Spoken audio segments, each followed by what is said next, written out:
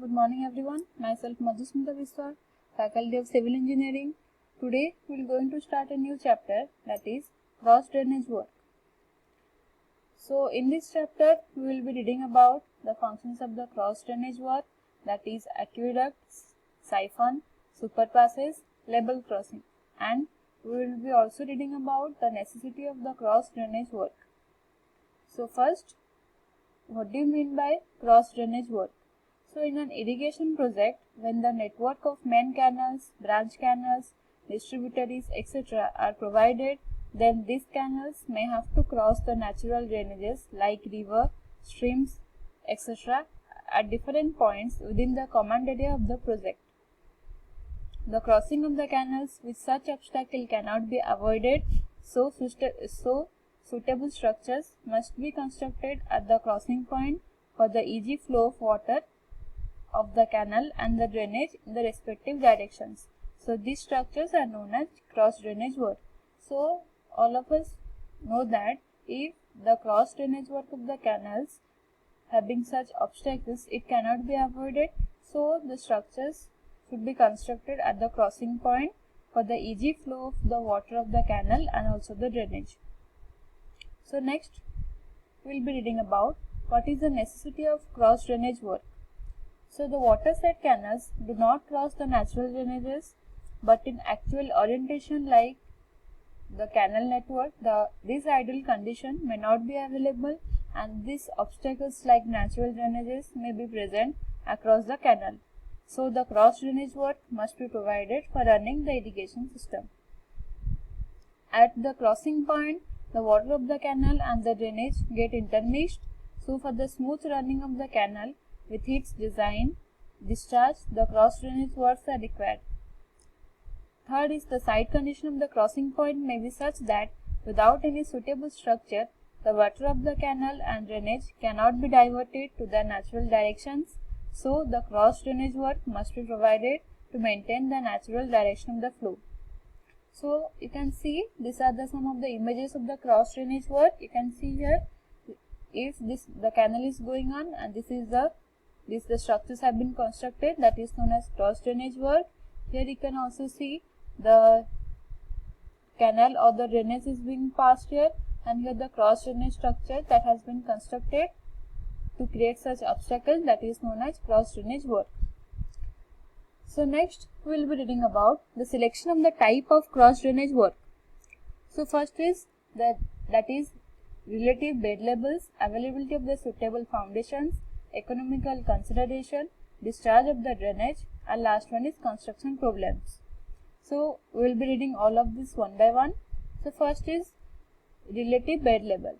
According to the relative bed level of the canal and the river or the drainage, the type of cross drainage work are generally selected, which has been discussed earlier, but some problems may come at the crossing point. So the following points should be remembered while recommending the type of work. First, that is the crossing should be at the right angle to each other. Well-defined cross-section of the river or the drainage should be available at the crossing point. The drainage should be straight for a considerable length. The width of the drainage should be narrow as far as possible. So next, that is the availability of the suitable foundation.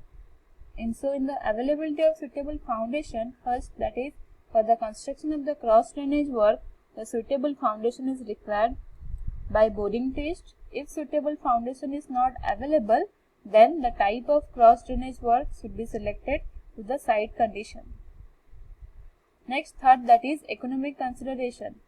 The cost of the construction of the cross drainage work should be justified with respect to the project cost and the overall benefits of the project. So the type of work should be selected considering the economical point of view.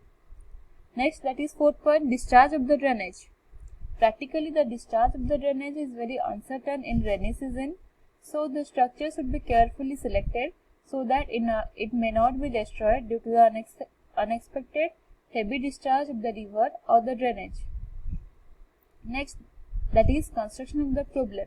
Different types of construction problems may arise at the site, such as subsoil water, construction materials, communication, availability of the land, etc. So the type of work should be selected according to the site conditions. So these are all the 5 points which we have to select the type of cross drainage work. First, that is the relatively bed level. Next, that is availability of the suitable foundation. Third, that is economical consideration. Fourth, that is the discharge of the drainage. And last one, that is the construction problems. Okay. So next we will be reading about what are the types of cross drainage work. There are 3 types of the cross drainage work. In the type 1, that is the irrigation canal passes over the drainage. The first, that is aqueduct. In the type 1, that goes the 2 type of structure, that is aqueduct and siphon aqueduct. Next, in the type 2, that is the drainage passes over the irrigation canal. The 2 type of structures are there, that is super passage. Second one is siphon super passage. Next, in the type 3, that is the drainage and the canal intersect each other of the same level. That is, there are 2 type of structures, that is level crossing, and second one is inlet and outlet. So we will be all reading one by one all of this.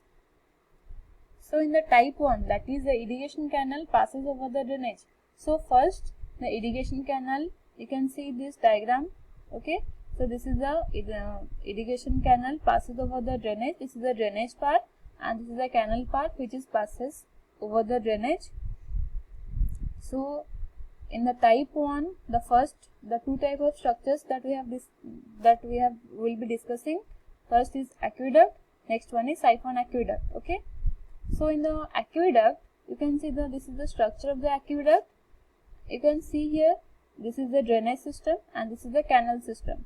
In the drainage, the water level will be of the HFL, that is high flood level, and you can see in the canal the water level should be of FSL, that is full supply level. Okay, so you can see here the HFL is the water level of the drainage system, that is of the HFL is at the end of the bed of the canal, and here this is the FSL which is above the HFL, and this is, you can see, this is the inspection road, this is the pillar, and this is the 2 piers. This is the stream, that is we call as drainage, and this is the bank of the stream, and this is the RCC, that is made up of a concrete system. Okay, so what do you mean by aqueduct? Here also we have discussed the hydraulic structure in which the irrigation canal is taken over the drainage, that is river, stream, etc. is known as aqueduct. This structure is suitable when the bed level of the canal is above the highest flood level of the drainage. In this case, the drainage water passes clearly below the canal. Okay, so you can see that this is the hydraulic structure in which the irrigation canal passes over the drainage. Okay, this is the canal which is passes over the drainage, that is such as river, stream, etc. And this structure is mainly suitable when the bed level of the canal, this is the bed level of the canal, is above the highest flood level of the drainage. Okay, the HFL is, the bed level of the canal is above the HFL of the drainage system. So in this case, the drainage water passes clearly below the canal. So next, that is siphon aqueduct. You can see the images of the siphon aqueduct here. So this is the siphon aqueduct, and you can see the canal, this is the canal, and this is the FSL, that is the full supply level, and here you can see that is the stream. The stream, the HFL of the drainage system is just above the bed of the canal, but it is lowest of the FSL level, that is the FSL level below the canal. So you can see this is the inspection road, and this is the cut-off wall, this is the concrete floor, and these are the 2 piers, and this is the stream, that is known as drainage.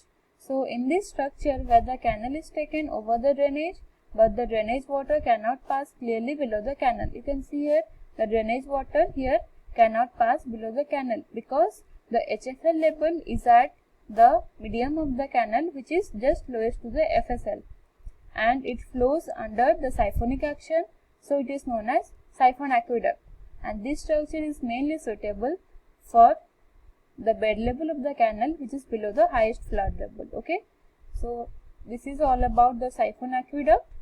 So in the next class, we will be reading about the type 2, that is the drainage passes over the irrigation canal. Thank you.